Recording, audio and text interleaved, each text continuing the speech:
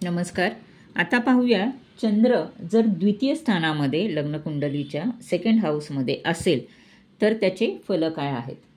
धनस्थानी चंद्र जर असा मनुष्य असेल तर अशा मनुष्य स्त्रियांवर फार प्रेम करतो. सर्व प्रकारचे संपत्ती लाभ ह्या व्यक्तीला होतो.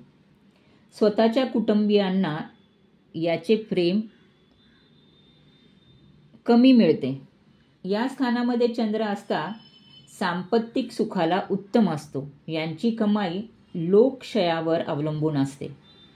समाजोपयोगी व्यवहार करून पैसे मिळवतो.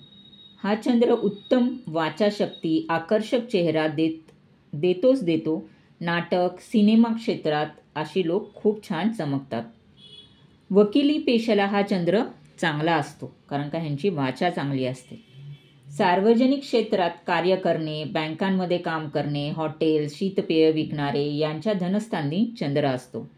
चंद्राच्या स्वभाव धर्माप्रमाणे आर्थिक चढउतार सारखे होत असल्याने यांना धनसंबंधी चिंता असते. सट्टा, लॉटरी, जुगार यासारख्या धंद्यावर उपजीविका करणाऱ्यांना धनस्थानी चंद्र असतो. आर्थिक उन्नतीसाठी स्त्रियांकडून मदत होऊ शकते. लेखक, डॉक्टर, कलावंत, लोकप्रतिनिधी, प्रवचनकार आदींच्या कुंडल्यात धनस्थानी चंद्र असतो.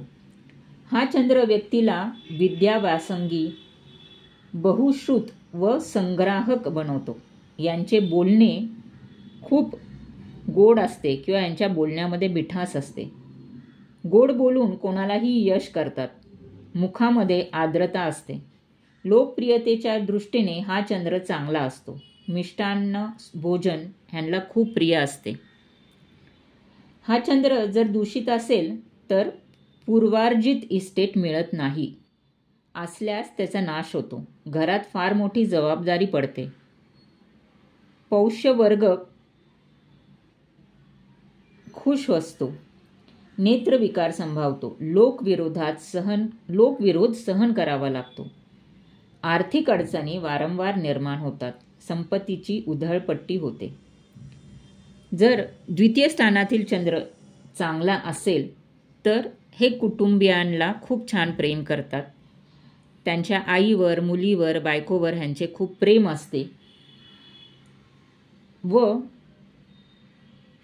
ह्यांच्या हे अशा गोष्टीतनं पैसा कमवतात जे खूप इझी गोईंग आहे. जर हा चंद्र दूषित असेल तर वडिलोपार्जित इस्टेट मिळण्यामध्ये प्रॉब्लेम होतो आणि ह्यांना खूप लवकर कौटुंबिक जबाबदाऱ्या पार पाडाव्या लागतात.